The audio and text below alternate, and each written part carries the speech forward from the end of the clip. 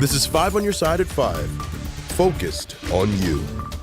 Right now, the Major Case Squad investigating a deadly shooting in Clayton. Tonight, neighbors tell us they're concerned about the lack of information they're getting from police. Thanks for joining us. I'm Mike Bush. I'm Kelly Jackson. The shooting happened early this morning on Wydown Boulevard. Holden Kerwicki has spent the day talking with people that live in the neighborhood. How are they reacting, Holden?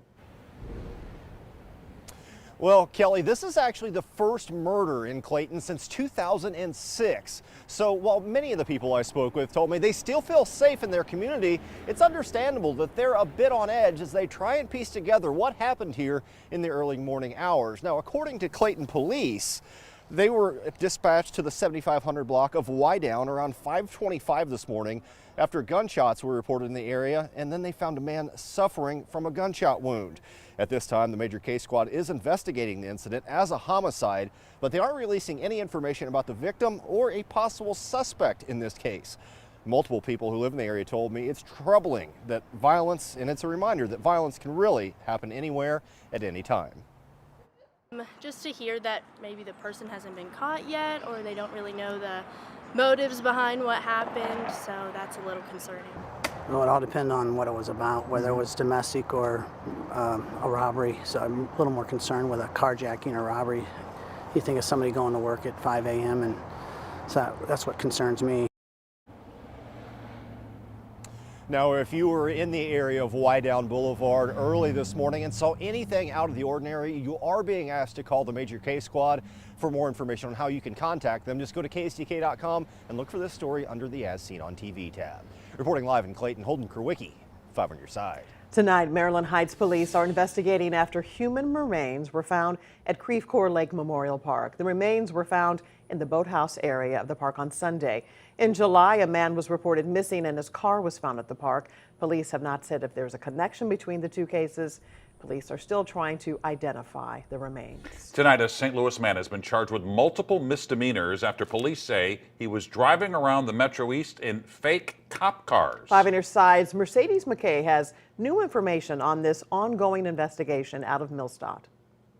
Police say the fake car the suspect was driving in was made to mimic one like this, but instead it had a siren on the front push bumper, working red and light emergency lights on the back, and had fake Illinois State Police license plates. The investigation started almost a week ago when Millstadt police began investigating reports of these two police vehicles driving through the community. With the help of police from the Illinois Secretary of State's office, they got registration information. Then Friday, a patrol officer saw this 2015 Ford Explorer and stopped the driver. That driver, Raymond Signorino of St. Louis, is now charged with 3 misdemeanors, including the possession of police lights and fictitious plates. Millstadt Police Chief Alan Hookey says this incident was nerve-wracking for their community. Especially in our community, they feel they can trust law enforcement, and so when they see this, that definitely makes them feel uneasy. It throws up a red flag. And that's why I'm grateful that our police officers took a proactive approach, did an investigation, and stopped this vehicle, and the subject was charged. If you believe that you were stopped by a driver in either of these vehicles, or if you were ever stopped by a driver and they were impersonating a police officer, police are asking you to contact the agency where that incident occurred. In Millstadt, Mercedes McKay, 5 on your side. Tonight, police are investigating a car theft in St. Louis County. It happened yesterday evening in Webster Groves. The victim tells police they stopped at a stop sign on South Rock Hill Road and Baker Avenue. Another driver came along, rear-ended them. When the victim got out to see the damage, one of the thieves took off in their car. The other suspect drove off in the second car. Police say no weapons were used.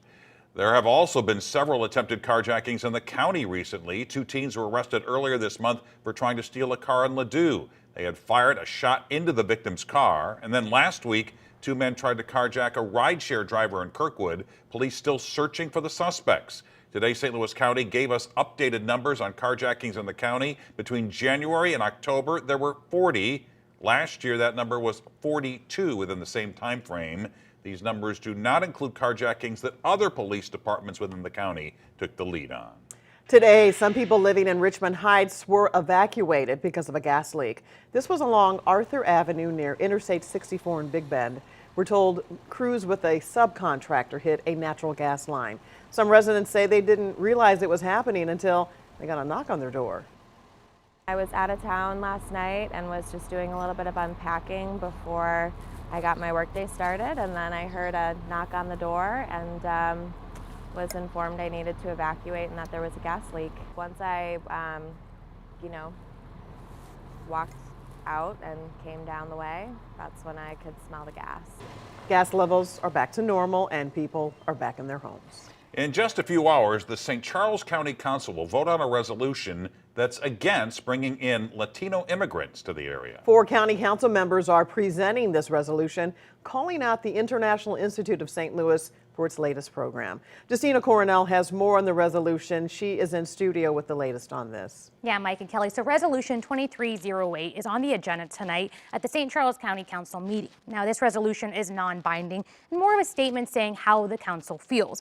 The resolution is in response to the latest program by the International Institute called the Latino Outreach Initiative. Now, the program aims to attract Latino immigrants to permanently move to the area and strengthen the workforce. It primarily targets humanitarian parolees from Cuba, Haiti, Nicaragua, and Venezuela through President Biden's humanitarian parole program. The International Institute says these immigrants are coming here legally and each one has a sponsor. However, the St. Charles County resolution says it's opposed to the importation of immigrants entering the country illegally based on current federal and state statutes making their unlawful entry to the U.S. a criminal offense. Now, today I spoke to a council member presenting the resolution and the International Institute's CEO. I do not trust the Biden administration. I want to trust that this program is being vetted properly. The goal of our initiative is to bring people who are here in the United States legally and have the ability to work so that we could reignite the workforce in this region. That resolution will be presented in tonight's meeting, which starts at 7. The International Institute CEO says that he will be there in the spirit to collaborate and provide clarity.